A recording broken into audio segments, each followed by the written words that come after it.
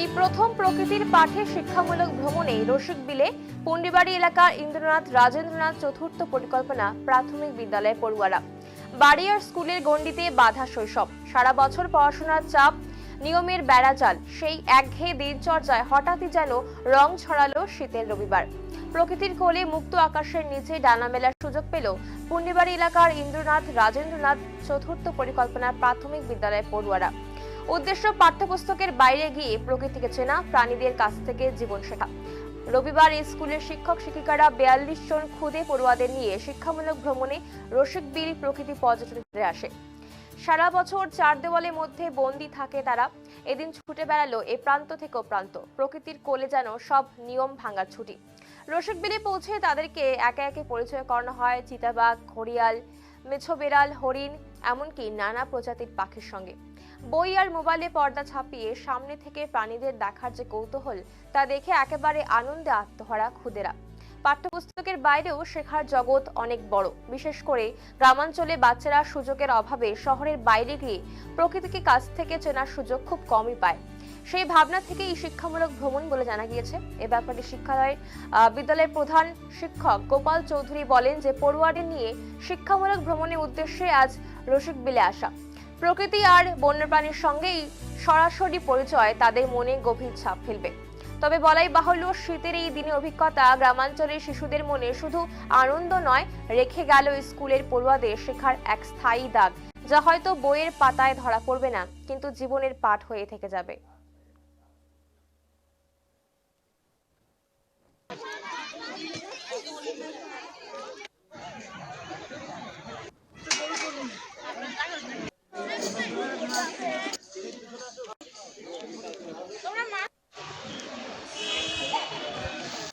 আমরা পুন্ডিবাড়ি চক্রের পুন্ডিবাড়ি অঞ্চলের ইন্দ্রনাথ রাজেন্দ্রনাথ চতুর্থ পরিকল্পনা পঞ্চম শ্রেণী প্রাথমিক প্রাথমিকের বিদ্যালয় থেকে আমাদের সব ছাত্রছাত্রীদের নিয়ে এসেছি। সবাই আসেনি, 4-5 যারা একটু বড়, যারা একটু বুঝতে পারে। আমরা এখানে প্রকৃতি পর্যবেক্ষণ এবং এখানে যেহেতু জীবজন্তু আছে, হরিণ দেখতে পারবে, বাঘ দেখতে পারবে, ময়ূর, সজারু, ঘড়িয়াল, যেসব আছে প্রাকৃতিক প্রাণীগুলো আছে যেগুলো আমরা তো সচরাচর দেখতে পারি না, সেই বন্য প্রাণীগুলো চোখের সামনে থেকে দেখতে পারবে। আমরা বইয়ে পাঠ্যপুস্তকে যেই জন্তুগুলোকে দেখি, চোখের সামনে থেকে দেখে আনন্দ উপভোগ করতে পারবে এবং কিছু শিক্ষাও তো পাবে। সবার সাথে বাইরে এসে নিজেদের মধ্যে একটা হৃদ্যতাও তৈরি হয়।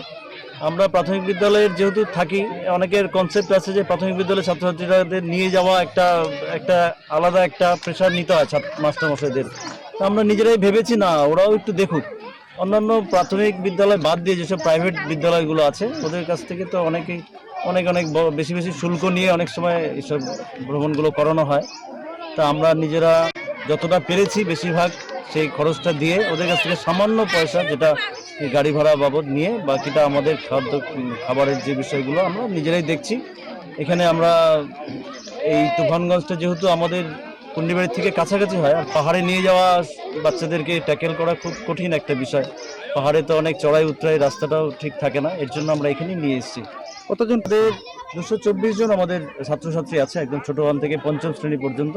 এখানে আমাদের 42 জন এসেছে।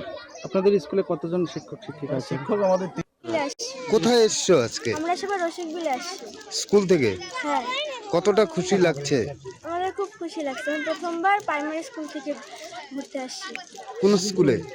ইন্দ্রনাথ রাজেন্দ্রনাথ চতুর্থ পরিকল্পনা পঞ্চম শ্রেণী প্রাথমিক বিদ্যালয় থেকে। এখন অবধি কি কি দেখলে?